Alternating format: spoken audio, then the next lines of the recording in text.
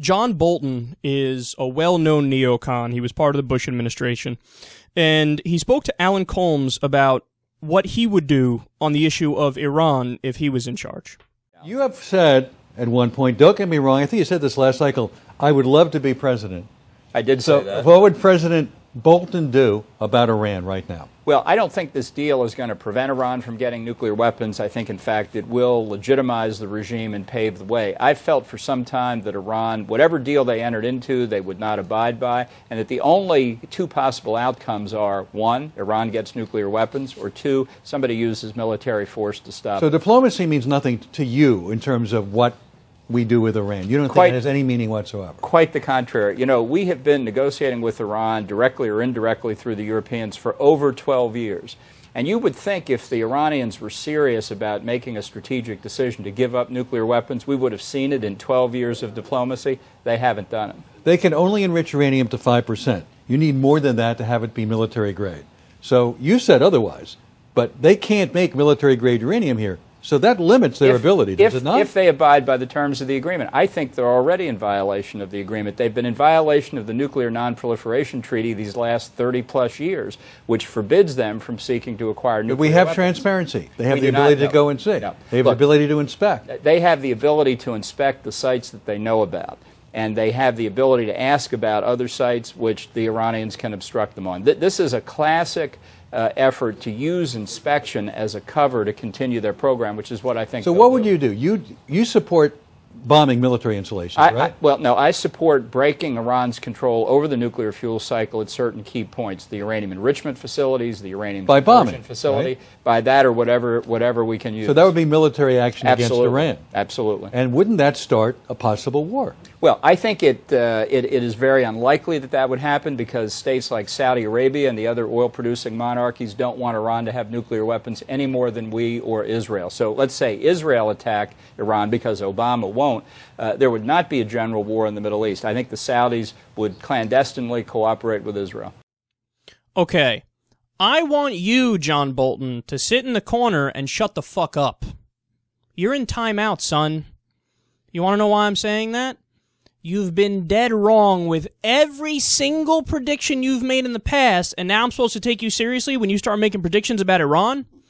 This guy, he's part of the group. Him, Bill Kristol, Paul Wolfowitz, Dick Cheney, Donald Rumsfeld, you know the group, all the neocons. He was part of the group that was screaming from the rooftops when it came to Saddam, saying he is an imminent threat, he has weapons of mass destruction, we need to act now, he's in violation of the UN, this. All bullshit, all untrue.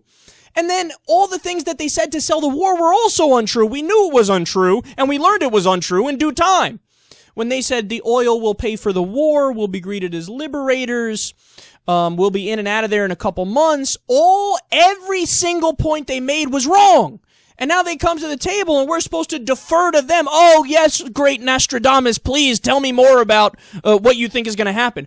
I don't give a fuck what you think is going to happen. If I want to know what is most likely to happen, I might ask you what you think is going to happen and then believe the exact opposite of every point you make. I would be more correct in doing that. But here's the most important part of the conversation. John Bolton is part of this group that thinks Iran is always wrong, Iran is always evil, you can't trust a single one of them because they're from Iran. He's part of that group.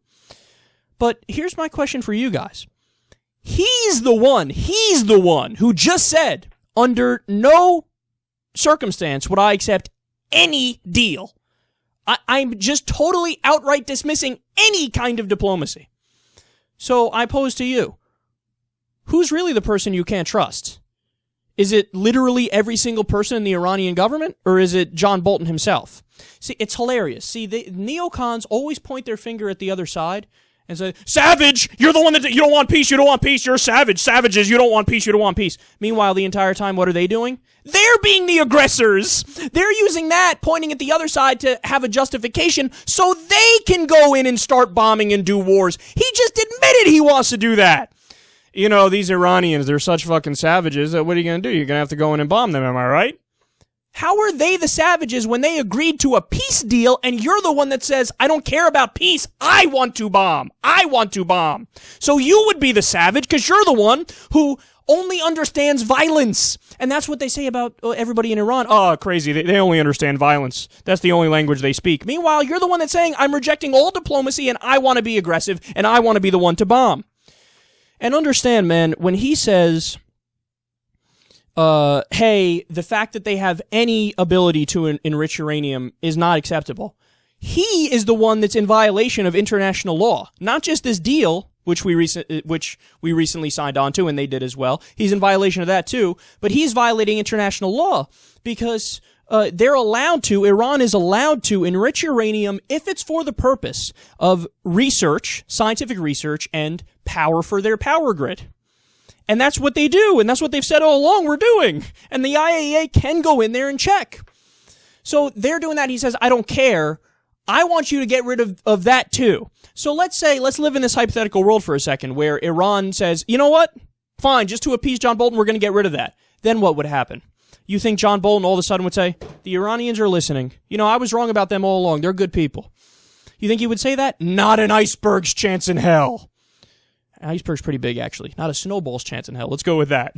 You know what he would say? He would say, I don't believe them. I don't trust them.